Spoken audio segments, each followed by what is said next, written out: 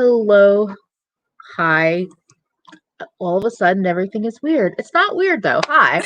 My name is EmilyHanhan. Because I'm not on a live with Audra, not that it's whatever. I love colorful makeup and colorful language, and I'm here today with my friend Alex of Sincerely Alex _ makeup on Instagram. Um, and thank you all for joining us on this Saturday afternoon. We're kind of doing a bit of a Saturday brunch situation. I have coffee. Alex has some food and drink situation. If anybody has mouth noise sensitivities, I'm giving you a heads up. Thank you for all of your patience while we got ourselves situated before turning on the cameras, because I was kind of out of it, but that's a different story. But welcome everyone. Welcome to everyone that's been hanging out in the chat. Eeyore and Ali and Feffy and Lisa Marie, and I saw Bianca, who I believe is a friend, a good friend, a best friend, whatever, of Alex. Welcome, Isabel. Let's see. Anyone else that I miss? Harper and Martha and Stephanie. Welcome. If you're lurking or not active in the chat, totally fine. You're still welcome here if you're watching on replay. Hi. Thank you for watching on replay. Thank you for my patrons and my YouTube members and all of that good stuff. It's all in the description box. Alex's Instagram, I'm going to say it now, is linked in the description box, and you should go follow for some beautiful looks and creative stuff and nail polish inspiration. We're doing I'm going to say, slightly Audra-inspired fresh face today because I couldn't be bothered, and Alex is 3 hours behind me. So anyway, Alex, would you like to welcome yourself, say something, say whatever from you'd like? Yeah, sure. Hi everyone, I'm Alex, and I had this idea because Valentine's Day is coming up, and I know that Valentine's Day elicits different responses and feelings in different people. For myself personally, it's one of my all-time favorite holidays. I love the cutesiness of it. I love the pink and the red and the hearts, but at the same time, I also appreciate it as a reminder to demonstrate to friends and family how much I care about them.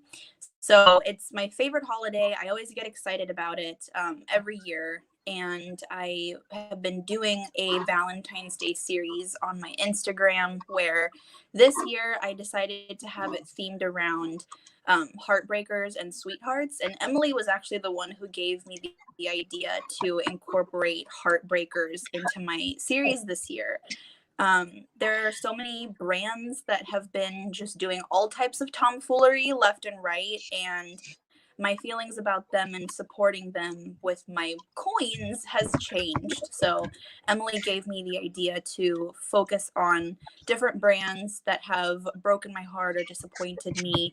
And so I had some looks that went up last week featuring those brands. And then this week is Sweethearts Week. So I figured I would balance out the content from brands that disappointed me with brands that have sort of like captured my heart or I think are doing really cool things. So I'm wrapping up that series right now. So if you want to check out the looks that I've done or what I have to say about each of the brands in the series, I suggest that you go check out my Instagram. So I approached Emily with this idea to do a stream on the importance of platonic love and nourishing your friendships, especially during this time, because I know that not everybody is romantically or sexually inclined, and I wanted to be mindful of that, and also keep in mind that, you know, romantic relationships are not the end all be all, despite what we are fed with media and movies and books and just society at large.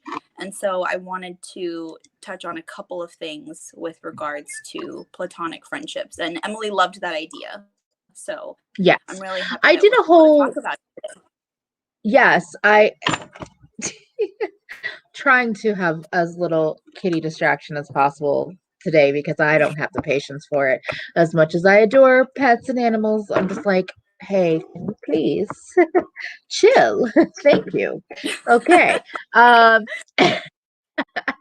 Okay. So the interesting, so I did a whole video about why being single doesn't suck, and this was a couple of months back now. And I and so like of course this topic is like kind of right at the top of things that I'm always interested in talking about. But I also think it's really funny because the like dichotomy in our friendship is so apparent. Like when you talk about Valentine's Day, because for me it's never been a holiday that I have had any interest in, even before I knew that because I'm asexual or aromantic asexual, somewhere in that spectrum. But even before I knew or kind of understood what that meant or how that impacted me, like the feelings were there before. And so it's been interesting to also like the way you frame it, I'm like, oh yeah. And I mean, we've had like Galentine's Day and like Palentine's Day, all these like attempts to rebrand or try to rebrand what it means. But I feel like just saying it's it's a holiday to celebrate love, like is a good reminder, whatever that love is. So it's just funny because like I really only did I did the we did a collaboration for like the end of Heartbreakers Week and the beginning of Sweethearts Week. But that was the only look I've done where I'm like, this is a Valentine's-ish look. I'm just like, I don't really care. I like pink and I like purple and I do looks all the time with them. I don't really care to whatever. But I also worked at a bakery for 7 years. So Valentine's Day was like the bane of my existence in the heart of depressive winter. So anyway, um Wow, the food. yeah, like just like, oh, it's the new year and like all of the holidays are over. This sucks. And then it's like, oh, well, there's Valentine's Day. And I'm just like, oh, Valentine's Day. So anyway, I'm now at this point, like I used to be one of those people that was like really against it, like it's a Hallmark holiday, blah blah blah. And like definitely before this year, but in the last year, at some point in time I had a conversation with Audra, as I have had millions at this point, and realizing that like all of our holidays are manufactured.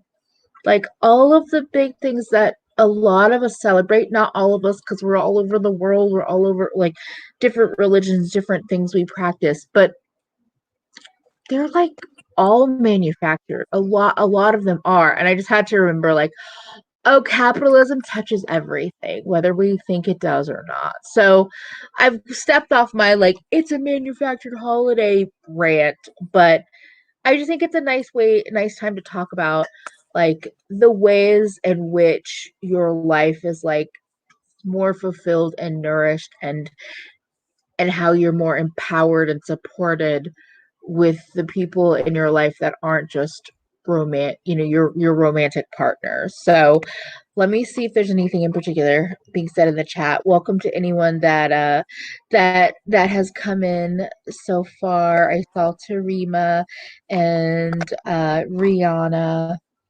Oh, and yeah. Oh, Rihanna said, thanks for this. I'm in a relationship of 6 years and I love him to death, but being physical is something I hate. It's all about me. I've loathed myself for years and I hate exposing that. Luckily, my partner is amazing and loves me for my mind and not my body. And I hope that these kinds of conversations also help us rethink kind of a like I don't know if it's necessarily a binary, but the thought of like you're either in a romantic relationship or you're lonely, single forever with no hope. Like I think there is so much hope and joy um and all of that in life with platonic love. So did you want to like kind of talk about like because I've talked about on my channel before, like, you know, asexuality. I've talked a little bit about how I got here, not as much, but like I would love to hear your story, Alex, or however you want to frame why this is important to you. Yeah. So for myself, I I've only dated like a handful of people. I remember when I was younger feeling like I was able to experience romantic feelings for other people from a really young age. I don't know if that's like an earth sign thing, because I know I talked about it with Audra in our Taurus live stream for Vlogmas, but I definitely feel like I've always had a really deep compassion for like feeling care for other people, whether it's platonic or romantic. So I remember feeling from a young age that like I wanted to experience romance, which I think is kind of odd for a kid. But currently, It's definitely intense, I'm gonna yeah, it say. is. I think it's also just like, I was an only child for most of my life. So not that I didn't get enough attention, because being an only child. Anyway, off topic. No, so currently I am in a relationship. Same with Rhiannon. We are about to have our 6-year anniversary. Our anniversary is on Monday, so it's the day after Valentine's Day. And we started dating in college, our sophomore year. And my best friend Bianca and I were friends for a few months before me and my current partner started dating. And so for me, I always felt like, because I was so heavily influenced by my family, and well, particularly my family with regards to people in relationships who just abandon their friends. I feel like you see it all the time, Yeah. like in TV shows, movies, like, oh, we never see you anymore ever since you started this new relationship, and you kind of just left us out hanging out to dry. Yeah. So, and then also like people in my family kind of passing judgment on people who, just get completely absorbed into their relationships and lose their identity and stuff like that. So all of these messages were kind of filtering through as I was growing up. And I remember when I was in relationships, whether they were, more casual or not, I always had it in my head that like, I don't want to be like other girls, but in the sense of like, I don't want to be like other girls who are bad friends when they start new relationships. And so Yeah. I remember when I started dating my current partner, he most of his friends, like he was the only one from his high school that came to our college. So he, it was a little bit harder of an adjustment for him to, make new friends. And then Bianca and I were, starting to become close around the same time. And so I remember as I was going through college, because, me and my partner were together like from middle of sophomore year pretty much until now, I wanted to make sure that neither of them ever felt like I was abandoning them for the other. And so I've always kind of struggled with wanting to divide my time and attention as equally as possible. And I know that that doesn't always pan out. But that was Yeah. kind of what it was for me. Like I wanted to make sure that like he didn't feel like, my friendship with her was getting in the way of us getting closer and getting to know each other more and develop a deeper connection. But I also didn't want her to feel like, oh, we just started to become really good friends, and all of a sudden she kicks me to the curb because she started dating a new guy. So Yeah, and it's that's kind of what's been on my mind for a few years lately. and that's handling a lot of intense emotions all at one time, because you have this new friendship that feels really, sounds like it felt like something strong or important to you fairly early on, and also a new relationship. And I think that the not like other girls trope is so toxic, but I'm thankful that it could help you at least be cognizant of like, oh, I don't want to be I don't want to like do it in a negative way, in a damaging way, because I think for a lot of us, we have been left behind, whether you're single or you are partnered up, but you're with somebody, but you're trying to balance it out more. And then you have people in your life who get in a relationship, and all of a sudden you're no longer relevant in their life. It always makes you wonder, like, okay, so how do you actually feel about me if that is a thing that you're willing to do? Um, Tarima said, Alex, I think there's the opposite of that too. Like my boyfriend is so cognizant of not losing touch with friends, family, so they don't feel he has completely changed that sometimes. I felt second priority. That can also happen. I feel like sometimes I'm not going to say it's with all like, I'm not going to say it's just like a male problem or just a masculine problem, but I feel like sometimes it's like so imbalanced where I've seen where like in a traditional cis het man woman relationship, the man prioritizes time with the dudes Yeah. over the relationship, and then the woman prioritizes time with him over her friends. And so that's also why it's so important to me, because I feel like in a lot of ways it's again like misogynistic training that we all deal with, where we see these examples of, oh, you have friends and then you get into a relationship and then your relationship is your whole life. Yeah. And then Fefi said, OMG, I have had so many friends who disappear when they start dating someone. To me, a clue that person is in a good relationship is when they're able to balance both. But I do know it's hard. And I think sometimes what can happen is that you have that dip out right when the relationship starts, or when it's kind of maybe still early and at the height of probably a lot of perhaps sexual chemistry or tension or like heightened emotion, and you're getting to know this person and it's still new and and maybe difficult to like balance everything. But as you get to know them, you're able to step back out and be like, okay, but I have a life that I can work on balancing theoretically in Yeah. these situations. um Oh yeah, and I do. There was some questions in the chat about Valentine's Day and like what the big deal is. I do think that I do think that Isabel says it really well. The pressure to celebrate Valentine's Day is so intense here that a lot of people feel like they need to find someone, anyone, with whom to spend it, and businesses go ham with promotions. Here's the thing I just want to say as like a little like y'all, this might be obvious to everyone, but I want to say from working at a small business for so long, January, after you get through the holidays, January is like fiscally pressing because nobody wants to spend. There's no reason to. If it's a food business, everyone's on their stupid to me or whatever toxic diet culture BS for the New Year's. Anyway, so February, so Valentine's Day, having that in the middle of February is like this shining light in the middle of a really shit quarter.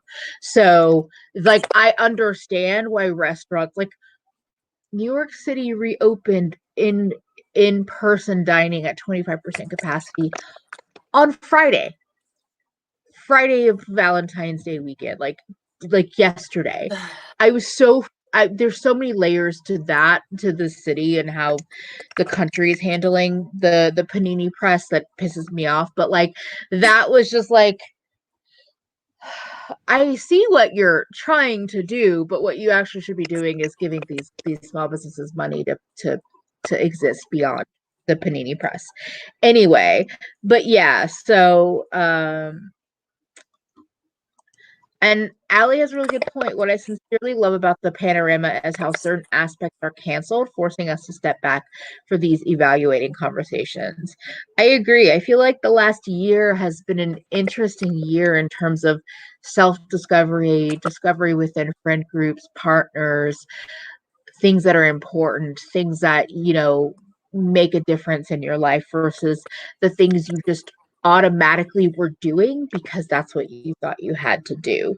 And welcome, Lori, and anyone else that wandered in later. Welcome, welcome. Um, yeah, Yeah. I mean, yes. Treat my treat your own self. Oh yeah, no, I love it. Eeyore and I Yes. are on the same wavelength about Trader Joe's, and I love Trader Joe's for flowers because they have flowers for like a pretty good price most of the time. Mm-hmm. But yeah, going back to Tarima's original comment about Valentine's Day being more of like a westernized thing. So my mom's side of the family is from Nicaragua. My grandparents immigrated here in the early to mid 80s. And I don't think that it's really much of a thing like throughout Central America to celebrate Valentine's Day. Definitely nothing on the same level as what the United States does for Valentine's Day. Like, I highly doubt that you'll go Yeah. into a grocery store or a drugstore in Nicaragua and see like teddy bears and chocolates and flowers and little trinkets like from right after Christmas. Yeah. Literally, as soon as um, Christmas is done, all of a sudden, every store that could sell those kinds of things is red and pink and all of that. Oh. Yeah. And then Tarima's most recent comment about the idea of Galentine's Day or Palentine's Day to be more Yeah. appealing and wholesome, to do something for the friend you haven't been in touch with, send them flowers and a card. Yes. So it's so funny. A little segue. So I there's like a running joke from like 2 years ago about me and my standing of Peppa Pig because of the viral clip of her being upset that she doesn't know how to whistle. If you don't know what I'm talking about, please go to YouTube and search up Peppa Pig whistling and just watch it. It's really funny. So anyways, in 2019 I was working at my previous job, and it was my first job out of undergrad.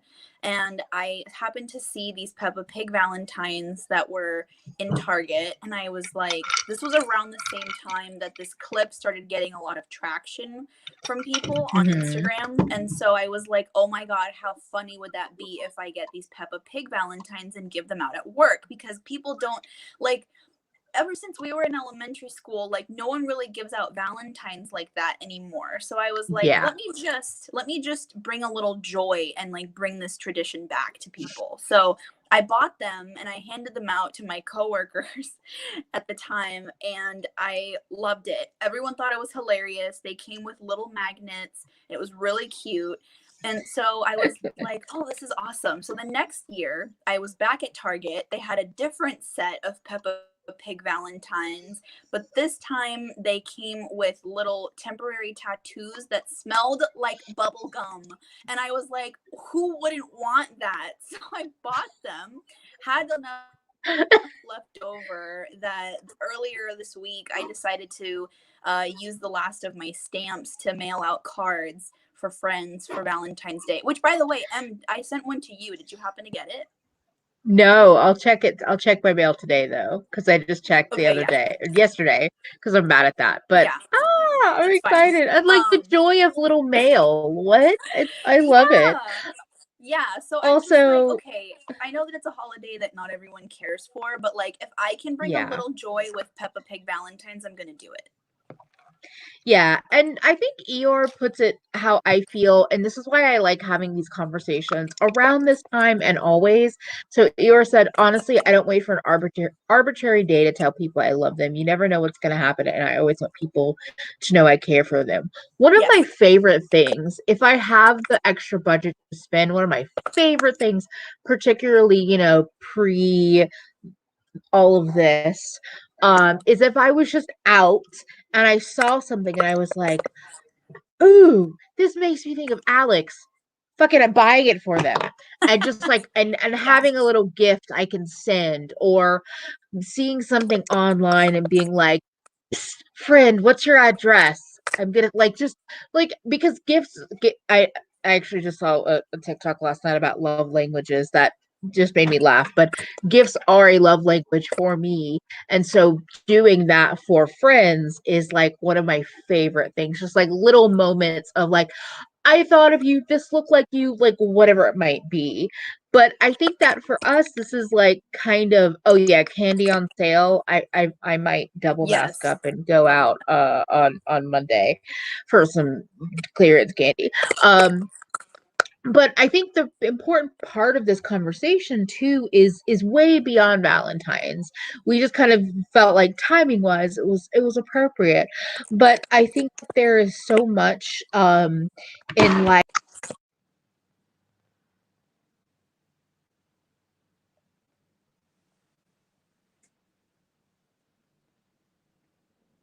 Oh no. Ah. I looked at the screen and I was like, you press the reset. That's cool. Okay. But I think the thing is like we get told this story that romance is the only thing that we should be gunning for, or the only thing that is important. I mean, it's of course things have progressed over time, but I still think that we're very much brainwashed in thinking that finding that partner, especially the two person, that's also another thing to unpack. But finding that partnership is like your ultimate goal. And I feel like that's always to the detriment of your platonic relationship because you Yes. spend time focused on this one thing. And not everyone focuses it in the same way. But I think just with the messaging that's everywhere in especially within this country, it can be so easy to kind of underestimate the value of people already in your life when you're on this hunt for that other person. And you see it in TV shows, in movies, and this and that. Alex made brought this up really well. Like the idea of once you like once you find that person, all of a sudden the friends that you had, whether it was a movie or TV show, all of a sudden the friends, the platonic friends, are no longer a part of the picture. They just like Yeah. fade away into the background, but not even in like a way that feels healthy or balanced. And it just becomes about the relationship that's romantic. And I feel like for me as an outsider, I always looked at any relationship where somebody said that person is my best friend. I'm not saying that that's a toxic relationship, but I am saying that you're one person, your romantic person or persons. I feel weird when that's your whole life and that's Yeah. everything you built your life around. Um, Yes. and it's always made me feel uncomfortable beyond the sexuality component. Just it always felt super imbalanced and very it's putting people in a really bad, I'm gonna say in a really bad situation for if a relationship ends. When a relationship ends, all of a sudden you're starting back at zero in a way. So I don't know if Yeah. you have thoughts on this yeah. Yeah, I do. So one of the other things I wanted to touch on in this stream was how not even Valentine's Day, but how relationships are portrayed in movies, especially where you have someone, a main character who has friends and they seem to have like a normal friendly relationship, and then the main character all of a sudden finds somebody, or if it's a movie about Valentine's Day or like being against Valentine's Day, a lot of times it's framed as like your friends and your friend group are almost second to whatever romantic relationship you might be in, where they Yeah. only focus on Galentine's Day or celebrating a holiday or celebrating with your friends only because you're single. And then all of a sudden, when one person or different people in the group happen to find somebody to be in a relationship with, it's like, okay, I can forget about this safety blanket. Like friends are seen as like safety blankets and not something that's an integral part of your normal everyday life. Like friendship is only there to like cushion the blow of being single, and then once you're no longer single, you don't need that cushion anymore, and I don't like that. Yeah. Yeah, because all of a sudden the story, like a story that can feel complex and built out, all of a sudden gets this tunnel vision of just the relationship. And it's like, again, those feelings can be intense. And I don't think that's invalid. I don't think it's a bad thing to show possibly an intense, beginning of a relationship or intense moments. But I think that, I mean, Ali says it really well.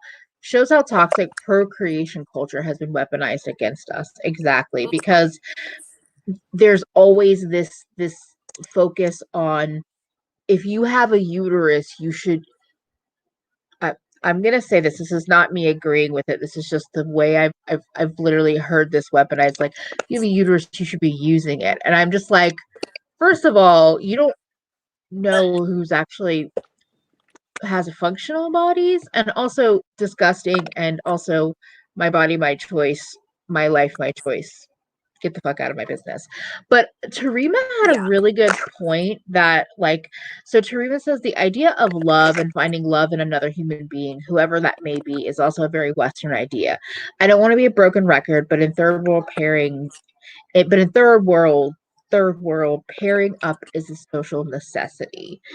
And I hadn't really thought about that kind of, yeah, and you're not a broken record at all. So and they continue, in a place where women don't really have a lot of social mobility, a partner or marriage is beneficial for that mobility in certain classes, and lower classes not so much. But for, say, middle classes or upper classes, having a partner increases the social mobility of women. They have that insurance and social security of having a husband to aspire for greater things. Yeah. And I would be curious to hear more from you about, like, if friendship, like, how it weighs out in that.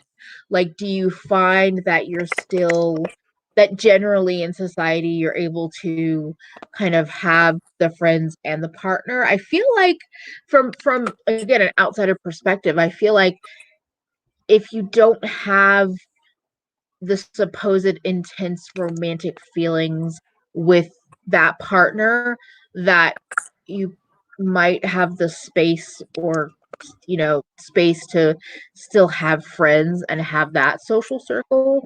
But I'm curious, because I don't know if then, once you get into that mobile situation, that social mobility, the place of social mobility, if then you also have to shift your friend group, and if that becomes, harder to have the kind of bonds in friendship that feel as powerful or whatnot. So yeah, I appreciate, this is why I love doing this live, because I feel like y'all have great input, especially if the partner is also supportive, educated, then the women have a better time being successful. Interesting. Yeah. um okay. Apologies. But yeah, I just thought that was a really interesting layer to it. Yeah, going back to what you said earlier, about how, um, like, it's not always the best idea to have your romantic partner also be your best friend. I think you and Audra might have touched on it in a few different lives, but that was definitely Mhm. something that I resonated with as well, about, not want because for me, I find that I benefit from having multiple sources of support and care from people. Like, I don't, because in a Yes. way, I feel like it also puts a lot of pressure on my partner for me to expect him to play all of these roles, be my Yeah. romantic partner, but also be my best friend and be someone who like I vent to about everything. And it doesn't always have to be about venting, but it just boils down to one person can only provide so much emotional support for another person. And so I think it's important to have almost like a network of people who you've grown to trust and love and care about, who you're able to talk to about different things. Maybe you have, like, for me, like, I ask Emily for advice a lot of the times, whether it is about, work stuff, or relationship things every now and again, whether it's friendship or romantic. But I don't rely on just Emily for that kind of Yeah. support. So I think that while I think that it is good to have an element of platonic love and connection with your partner, I don't know if I think it's best, for me at least, to, say that my romantic partner is my best friend. Like, I'm very firm, like, you are my romantic partner, Bianca is my best friend. Like, there are two different people that I can go to for different things, and that's not an issue. Like, that doesn't make my relationship with my partner any less valid or any less real or authentic, but Yeah. it just feels a lot more balanced and well distributed in that way. Yeah, and even, I mean, even the idea of a best friend, like, and I know, so like I know some of us use that label and other people feel like, oh, that feels like middle school or high school or whatever. And that's fine. You use whatever labels work for you. Yeah. But like for me, I definitely have a core group of people. It's a small group, and I'm happy for that. But different people are different supports in different ways. Like, there are people, my friend Sarah, I've known for I think now over 15 years. And we're also, have a cultural connection. We're both Palestinian. I'm half Palestinian, half white American, and she's full Palestinian, but we have that connection. I have a friend, Jen, who I've known now over 10 years, and like they're both based in Brooklyn. I have you that I've known for now a couple of years, and I feel like we have like there's like this, and then I have Audra. I'm just thinking of like different conversations I have with different people, and I don't necessarily have like, oh, this person I talk about this with and this person I talk about that with, but there's different layers and depths. And I have friends, like even both of the friends that I mentioned that are based in Brooklyn, I cannot talk to them for a while, and like they, because they've known me for so long, they also understand in terms of like my mental health and being introverted and all of that, that it can be up and down and in and out in terms of how much we communicate, how serious our communications are versus how light and frothy they are. And then it's been interesting because I've also had the dimension of Jen and Sarah have also become good friends through me. So now it's like this little like triad. Like they're like my little pod family, literally here, and they're the Yeah. people that I say they're the only humans that I've interacted with in the last year, like purposely spent time with. So it's it's just interesting, and I think that's why it's shown me how important it is, because everyone has different, first of all, everyone has different capabilities. Not everyone can take everything all the time in terms of like being a supportive person, but they also make my life feel so much more well-rounded. You do, Audra does. Different people through that I know that I'm less close with, but still close. Like the reason why I have felt more comfortable to be able to say, yes, I'm asexual. No, I don't want romance. No, I don't want this, that. This is who I am. This is who I'm not. Like that, and that growth, that's been because of my friends, my support network. Like I wouldn't be who Yeah. I am today without them. And it's never, there's not a day that goes by that I don't understand how important and heavy that is for me because of other outside things. For me, my friend group is like, shoot, it's above everything else in a lot of ways, even Yeah. when I struggle to actually communicate with them because things, mental health. um I just wanted to see what's being like discussed in the chat because I know Tarima has some more insight, and I wanted to continue to kind of share this other like layer, this other thread of a conversation because it's really interesting and important, and I appreciate you sharing with us. So Tarima mentioned they don't. These women don't have a community of friends. Mostly they're socialized in small circles of relatives and neighbors, looking upwards. Women who go to school, college, university are able to make friends. So in that situation, it sounds like friendship, not friendship, that finding a partner, not love, not romance, not friendship, but just finding a partner is like the goal, the main focus. Oh, Yeah. Tarima said, thank you for giving me the opportunity to share this because it's our daily reality and it's kind of cathartic to let others who live in different lifestyle know this.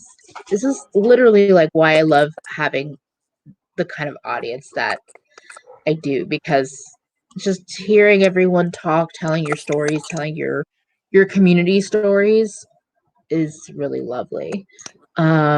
Let's see. So women who are middle class or upper middle class have more of a community depending on where they live. The more metropolitan their living space, the more mobility they enjoy.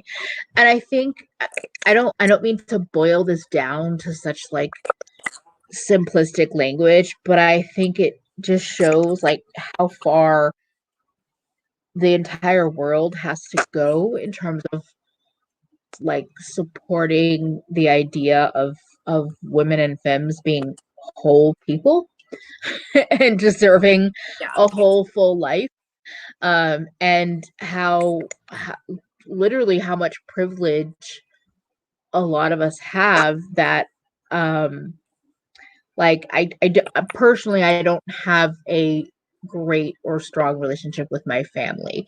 So if my life was my family and that immediate community, it would not be a good one for me. And so just thinking about that in this very moment, I'm like, that's a level of privilege that I obviously we all grapple with privilege and understanding how much of it we have and where it lies in our life. But it's a good reminder. I appreciate hearing about this, Tarima. So Yeah. I don't know if you have any thoughts about this specific topic or any other things.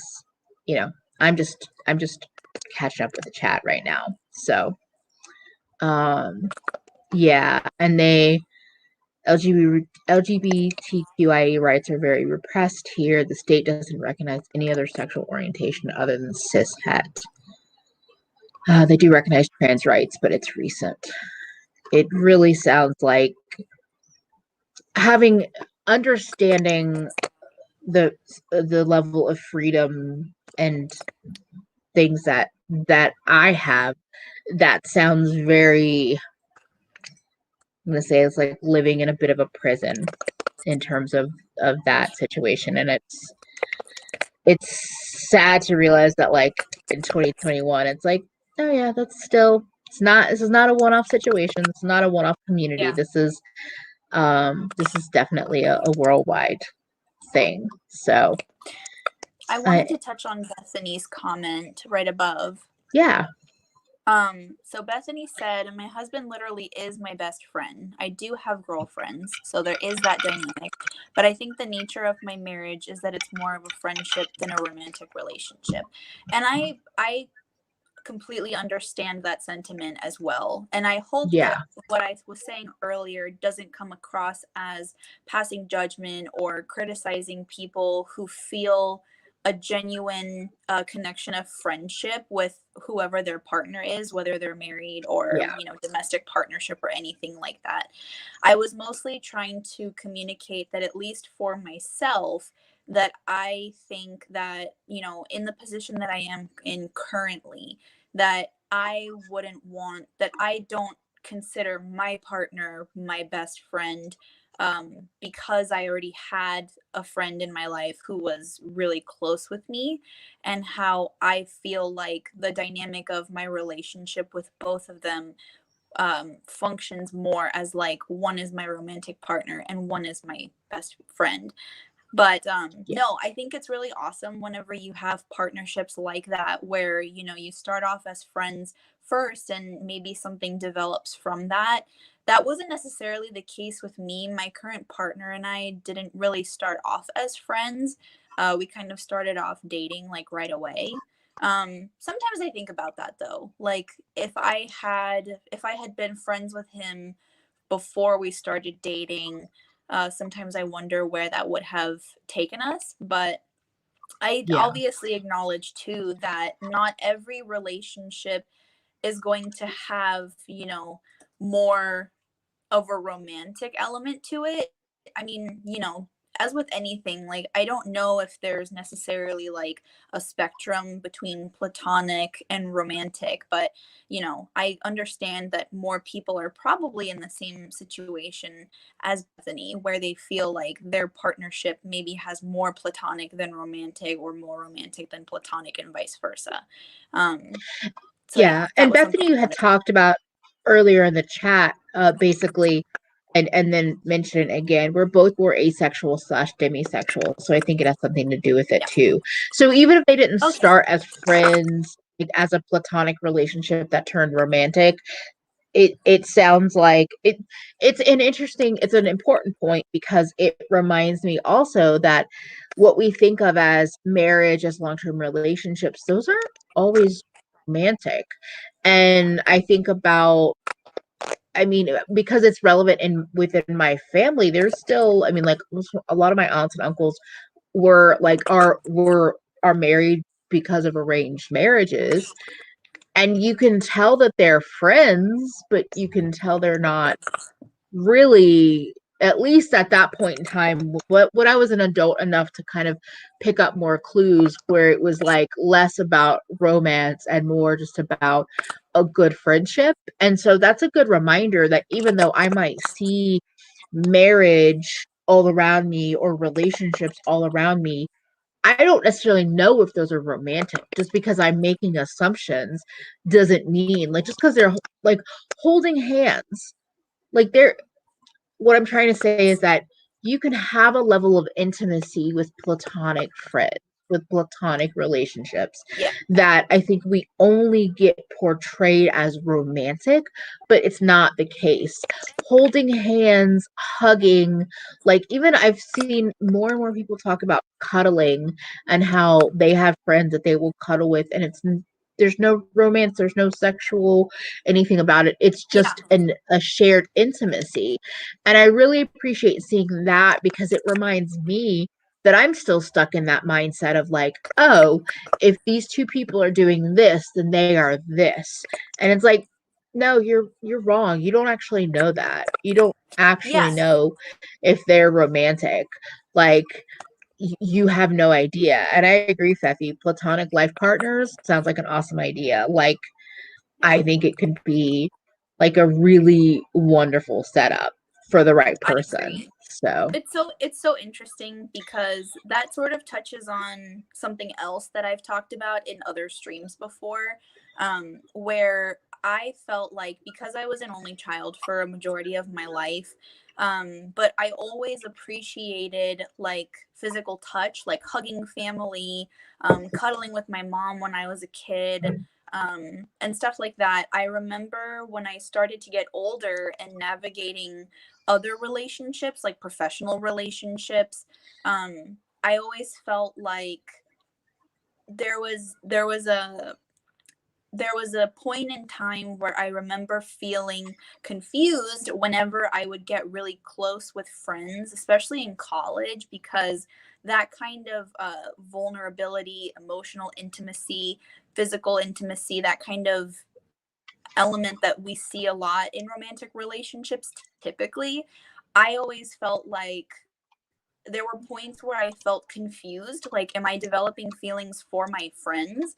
And then after thinking about it more, I realized that a lot of that confusion stems from the fact that we don't, it's not commonly talked about having this intimacy or vulnerability with friends. yeah. I was talking about it with a friend recently, and it was interesting because I know that there are some friends that will, be physically intimate with each other, like actually have sexual Mhm. relationships, but they're still just friends.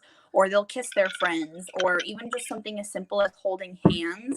And it's interesting to think about how there's still so much about our collective assumptions about that type of behavior equating to having romantic interest in people, when that's not necessarily the case. There are ways to have it still be something that's like you strictly just see them as a friend, but you're able to have this closeness that other people don't see as just friendship. Yeah, because here's the thing is that I think framing it as basically saying that if you are asexual, aromantic, not able to find a partner that you want to spend time with, whatever reason, saying that because of any of those reasons you don't deserve intimacy, you don't deserve human touch, is cruel. Like, we've all in some way, shape, or form over the last year, I think most of us have struggled with a lack of human touch, whatever that lacking might be, whether you miss it every day or you miss it once a month or you miss it once a year. So to say that, like, oh well, you're not deserving of that if you're not with a romantic partner, is just, like I said, it's cruel. And obviously friends have to know boundaries and understand like what's what and be on the same page. But I do appreciate that, like Olivia said, oh, sorry about that. Like, I say I love you to people, to my friends, all the time. Yeah. I try, like, if we're in the same room, and again, it's not the way it was, like, to physically touch or put, like, in ways that are comfortable, and obviously, but like, it's just so important. And I think we get told these messages of just like, you're not deserving, it shouldn't be a part of your life, when the reality is that we all have our own boundaries and our own needs, and we have to evaluate what those are and see how they fit. And I think it's interesting thinking about platonic love versus your sexuality and trying to figure that out, because you're like, okay, am I, like, do I like more than one gender because I feel a strong way towards this person? Or do I feel a strong way towards this person because they're a friend that I platonically love? Yeah. And it's like this weird gray area where you're like, and then sometimes I'm like, does it matter? Or can you just, be queer, be bisexual, be pansexual, and call it a day? Like, Yeah. sometimes I'm like, does it matter? I don't know. um, anyway, yeah, so, uh, oh, I agree, Isabel. Why is it always the people you wish would ask about hugs, kisses, and touch are the ones who never ask? I think there's definitely a timidity and a fear. Like, if you're friends and you do something like that, or want to ask to do something like that, and then get turned down, the like fear of that can be stronger than the the need or the desire kind of thing. Mhm. So, Yeah. Oh, Gabby's comment from like her two comments ago. This is weird, but I can only say I love you to people when I mean it. However, I do tell my friends I love them when I mean it. I know exactly what you mean, Gabby. Like, yeah. for me, so I remember, so there was a guy that I dated near the end of my senior year of high school, and we had only been dating like maybe 2.5 months when he told me he loved me, and I had just turned 18. It was like my first more, I guess you could say, like slightly more serious, but I wouldn't consider it like a serious relationship. But I remember that he told me he loved me, and I felt so caught off guard because I, like, in my head, I was very much like stuck in the idea of doing things the right way in relationships. That's something I can say about myself. Like, I didn't want to be the person who abandoned my friendships when I started dating someone. I didn't want to be the person who said I love you too soon I didn't want to be the person who jumped into being physically intimate with someone like too soon into the relationship. And I think a lot of it has to do with my family and how I was brought up. And I've talked about it in the past, like my family's kind of obsession with moderation and doing things like not doing any one thing too much. Tell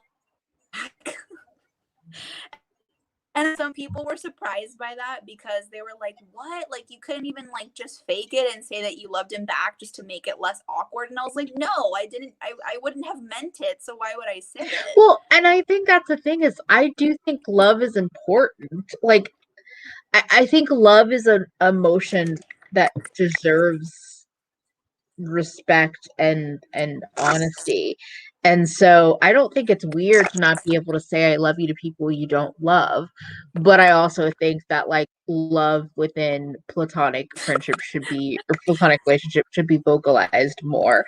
Also, I'm glad you're all enjoying Tyrion today. But yeah, and I think this comment from Tiny Thingy says, I feel like there's this whole idea of true love, and it's like erases how partnerships are often a big deal economically, like Tarima has been talking about.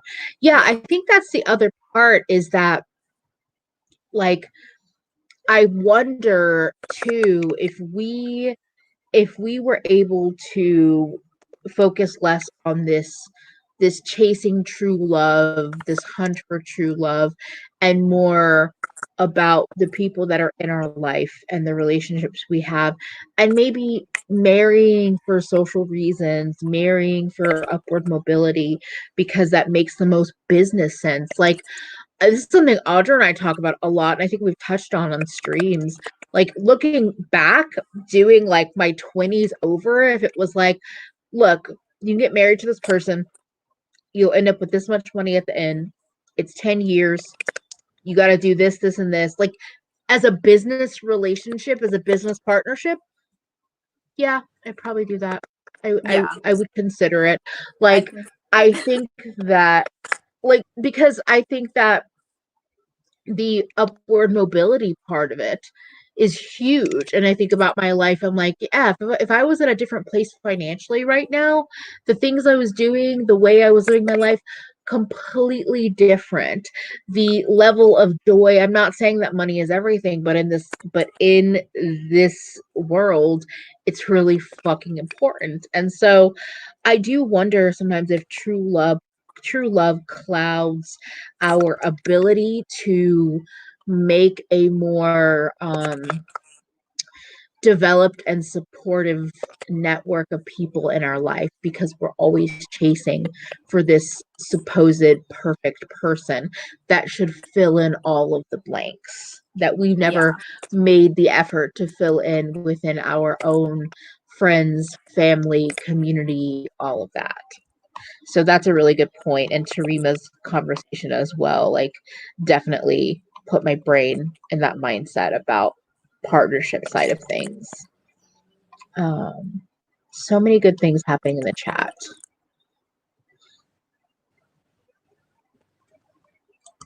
Yeah, like, don't just say things to say things. And I agree. It's challenging to second guess the things we just take for granted. Yeah. Well, and that's the other part of it is like marriage has all these effects on taxes and healthcare in the United States. And so I understand why that's the focus for a lot of people because, again, in terms of business sense, in terms of investing in your own life, sometimes that's the smartest thing that you can do. And it's really fucked. And I'm just like, yeah, I guess if nothing else, if I can't fight that part of the system, I can encourage people to do what they can to keep nourishing their platonic relationships because they're important. Like I said, I would not be who I am today without them. And every day I'm like, damn, the friends I have are like life changing. So yeah. You know what's interesting is the other day, it wasn't that. It kind of is like a recurring thing. So my aunt got married in 2013, and she's had instances where friends, I don't know if they're necessarily friends who are still single or just friends in general, where, you know, they want to hang out. This was like pre-panorama times. They would want to hang out, they would, you know, complain, or not complain, but I guess like express that they feel like they haven't seen each other, or that, you know, maybe she doesn't care that much about them because she hasn't reached out to them and stuff like that. Mhm. And it's always interesting to me how she will express herself as like, well, I mean, I don't know what you really want me to say. Like, we work, we have jobs, you know, we have like our families, we're married, we're in relationships and stuff. And I feel like that speaks to what we were talking about at the beginning, that, you know, once you start a life and maybe you are married or you have like other familial responsibilities, that your friendships Yeah. kind of fall to the wayside. So I'd love to hear from the chat if anyone has something to comment on in terms of, because I feel like that also relates to what I was saying about like rom-coms or movies where, you know, having your friendships be nourished and taking care of your platonic relationship is like a youthful thing, and then you eventually grow out of that phase of really caring for your friends and having that kind of community, and then eventually you evolve past your friends, and then you completely get absorbed into familial or marital responsibilities. Yeah, um because I do see that like happening. And for me, I've never had to balance that way, like to balance a romantic relationship, work, my own personal needs, my friends. Like I've never done that, so I don't necessarily know how challenging it is. I know how challenging it can be to balance different relationships, but it can be different. And I think Bethany had a good point. I don't hear many people discussing asexual and other atypical marriages.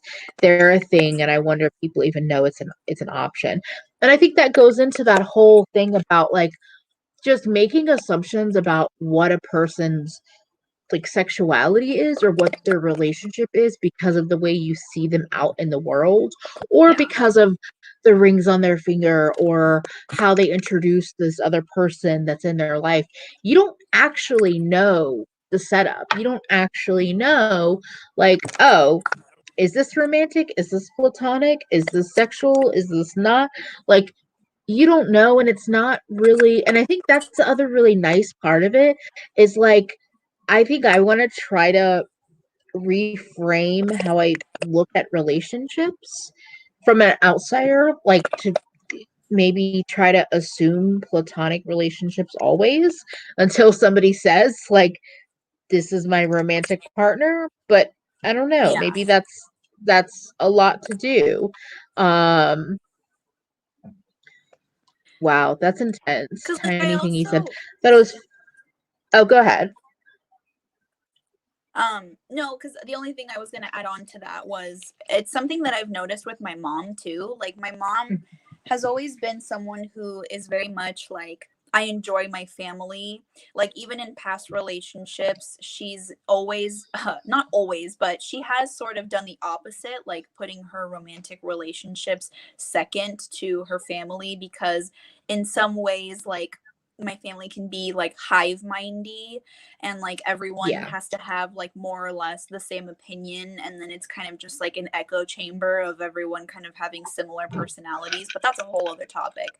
But anyways, my mom has never really been someone like, she has friends with like people that she works with, people that she went to high school with and stuff like that, but I don't know that my mom really does the best job at like keeping up with her friends. I mean, she's not really on social media. She's really bad at texting. So sometimes I consider like, what would that be like for me if I ever, you know, became that way as I got older? I don't know that I could necessarily Yeah. do it. I think even though she has plenty of people in her life who consider her a friend and will occasionally hit her up out of the blue, most of what my Yeah. mom has in terms of social interaction is really just confined to professional relationships and familial relationships. And maybe she's okay with Yeah. that, but I know for myself, I wouldn't be content with that being the scope of my socializing.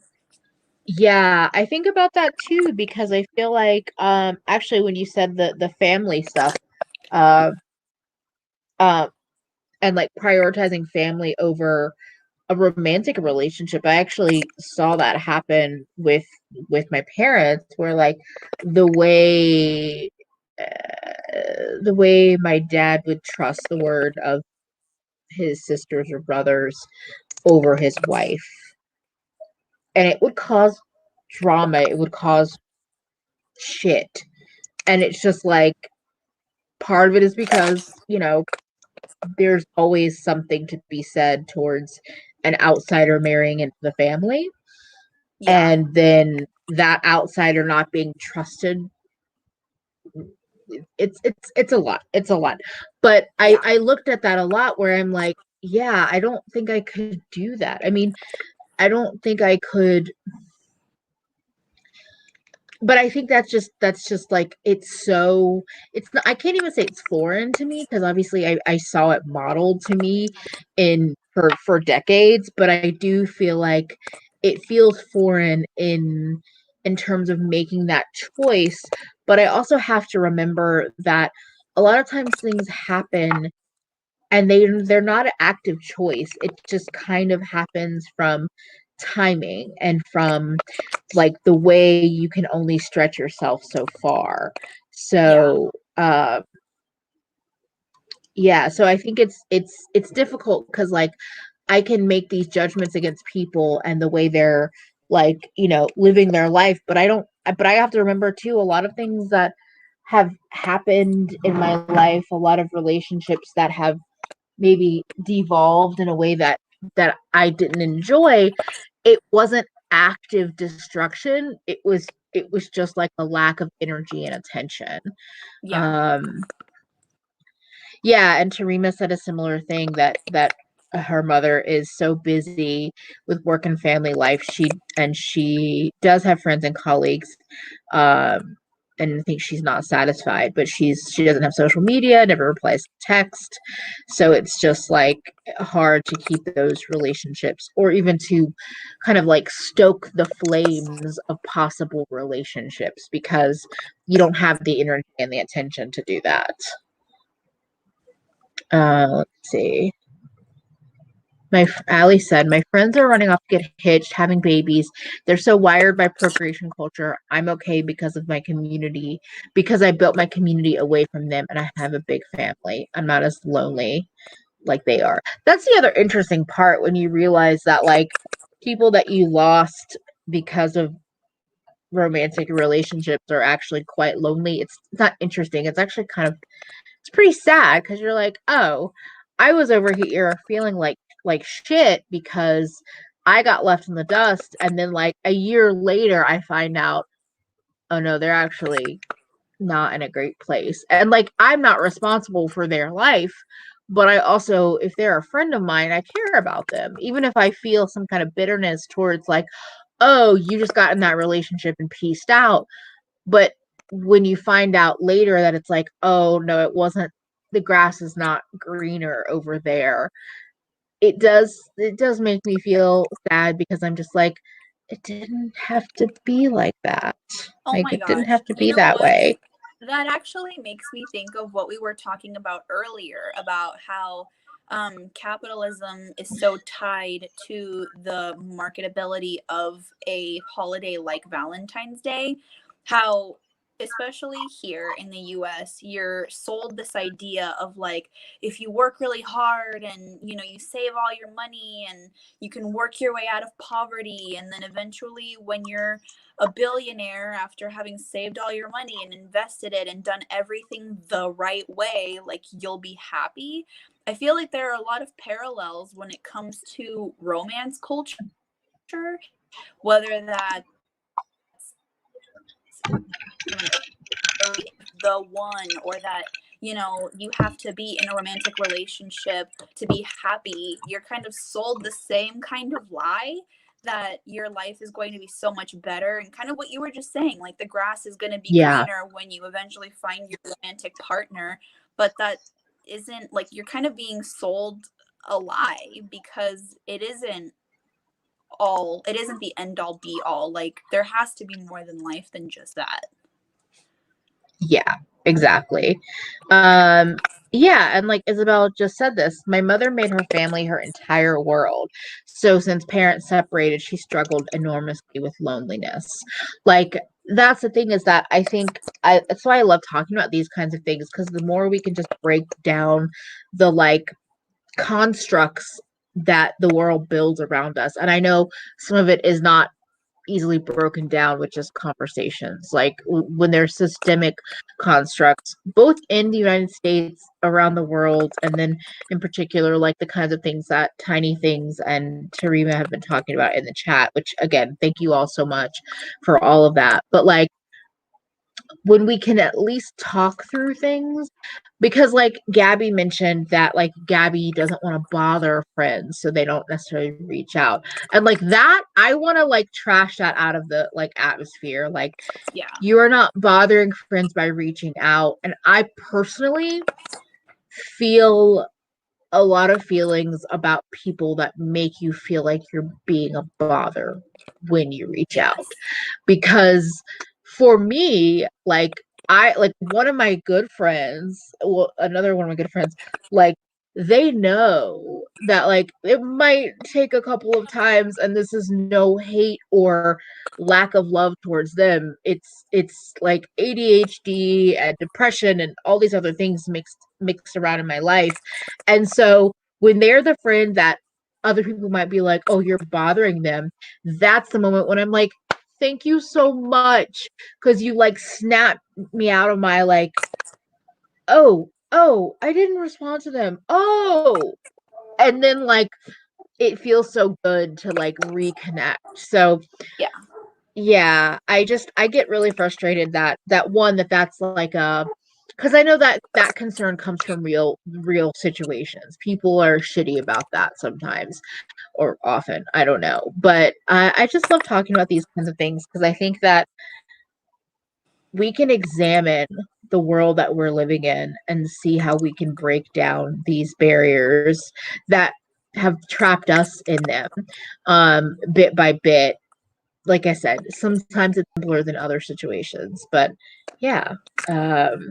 Anyway, I'm just like, I see the chat continuing to move, and I'm like, oh, there's so many good conversations happening. Yeah, Fefi said, so and so is the one, and you can't live without them. Romance storylines I dislike greatly because they perpetuate the romanticization of toxic behavior.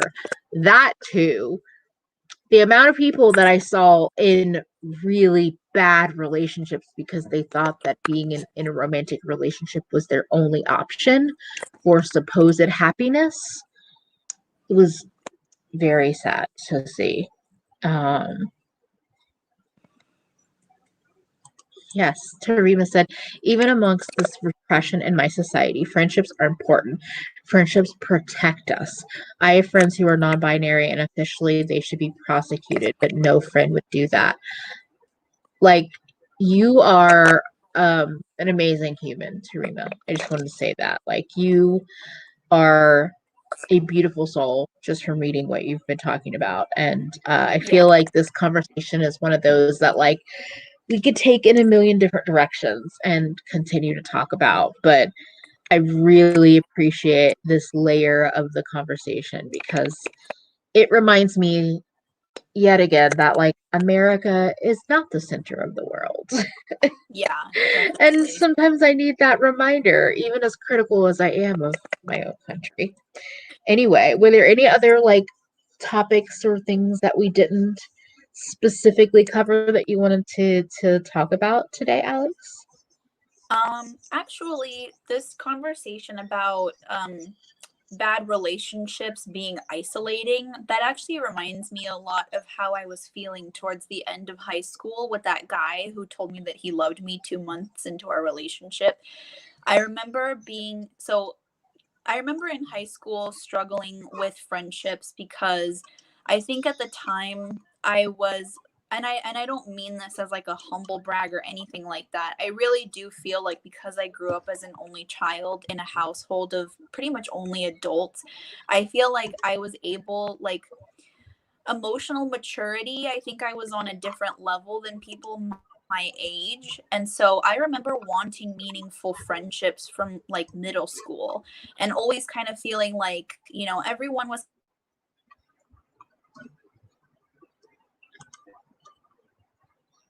Oh, I can't hear you.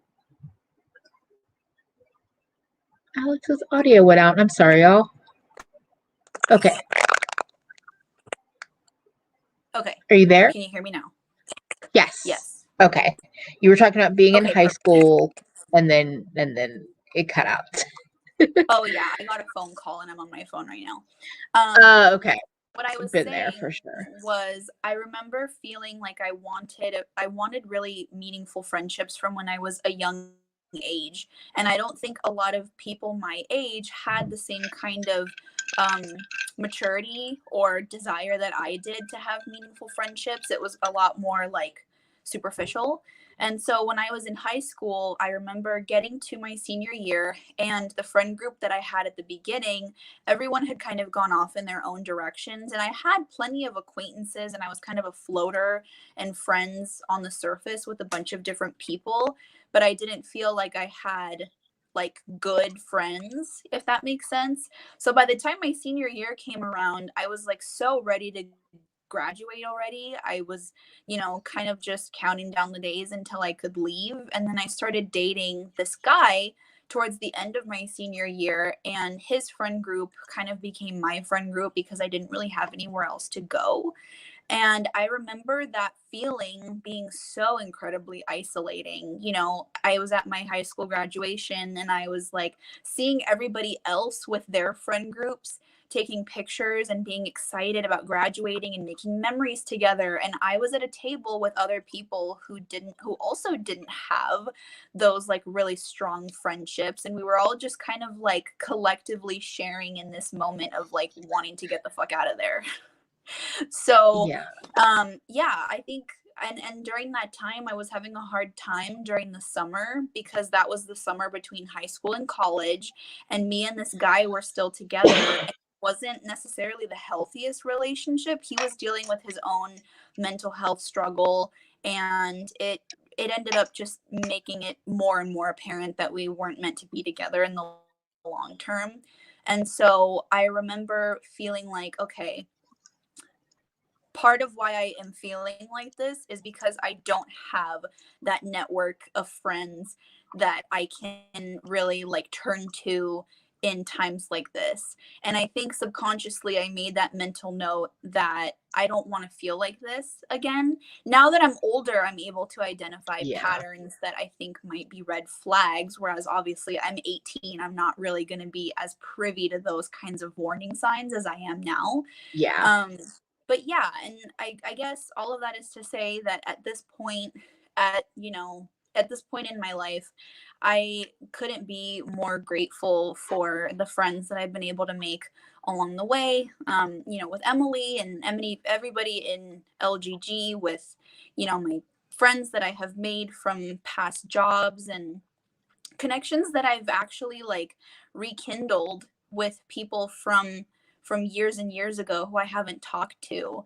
I think Ali said it originally earlier in the stream that this panini that we're in has really made me reevaluate how I connect with other people outside of my family, Yes. and has made it it's obviously made things a lot different because you can't see people in person the same way that you used to and connect with them in person like we used to. But I am, grateful for the people that I have been able to meet along the way, because all of you have made the quarantine times a lot more bearable, and I appreciate that so much.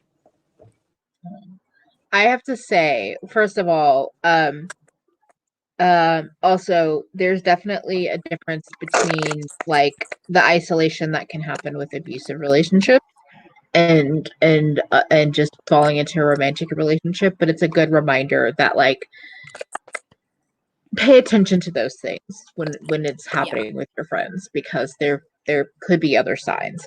And I also just wanted to extend some support to Harper. Harper said, I just ended an 18-year-old friendship because of toxic traits that were shown. It made my trust issues worse, and now I don't want to emotionally connect, sometimes out of fear. And Tarima put it how I would say, it's always better to be alone and happy than spend an hour more in toxic friendship. Um, Yeah. it can be really hard to be alone and happy. It can be really hard, especially if you struggle with any kind of self-esteem issues, bad self-talk, anything related to your mental health, your mental like wellness. And I think we probably all do in some capacity, but making a decision to get out of a toxic relationship, whether it's friendships or whatever, is always the best thing that you can do in your life. And there is healing that has to happen. And I know for me, it's hard to understand, trust my gut or trust myself, period. But especially when something has happened that rocks me out of any kind of sense of knowing myself or trusting myself.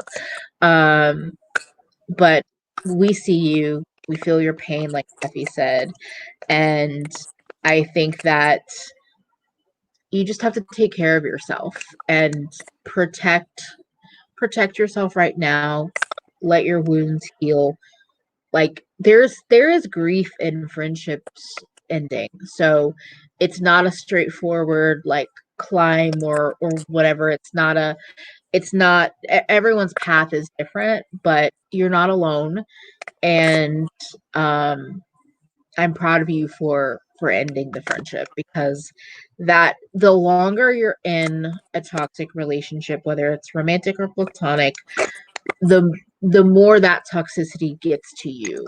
At least that's my experience. And so you stopped drinking the poison. You're gonna get better. Things will get better. I hope that was helpful in any way. And Tarima, I'm so sorry for the loss of your friend.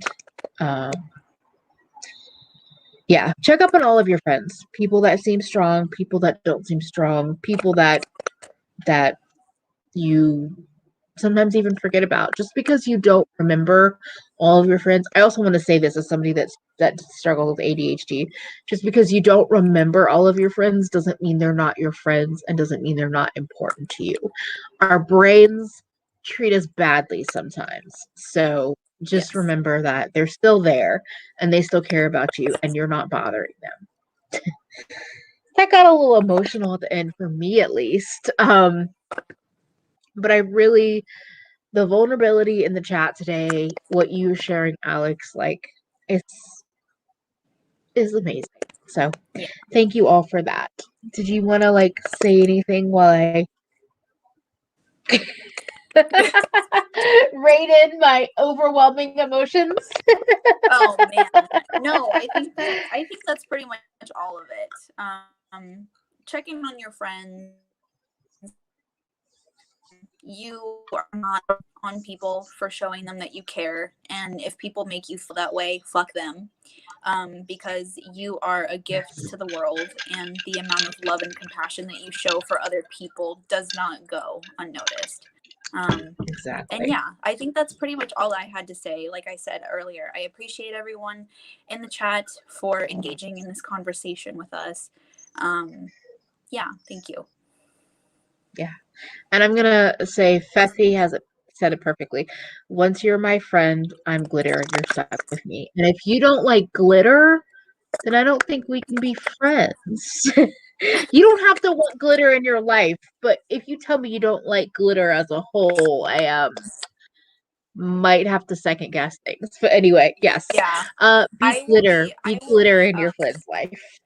Yeah, I will be corny, and I will say be synthetic mica in your friend's life, because fuck microplastics.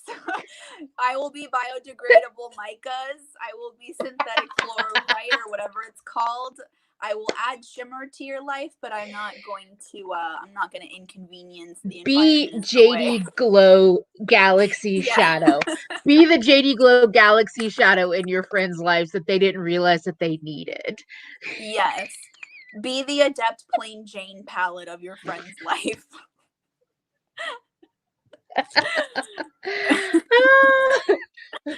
Sparkle in whatever form. Just cling on for dear life, because everyone deserves to have some of your sparkle in their life.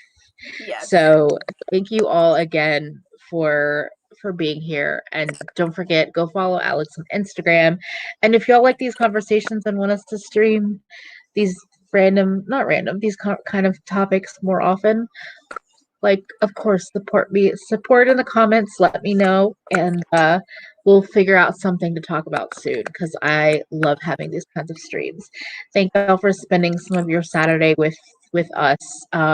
Show yourself some love tomorrow, and your friends and anyone that's important in your life, or on another random day. I'm not going to judge you however you celebrate, but thank you again. Don't forget to follow Alex on Instagram. Like the video if you enjoyed it. And I'll be back Tuesday on Audra's channel and Thursday on my channel live. And there'll be actually edited videos up this week. So fun times all around.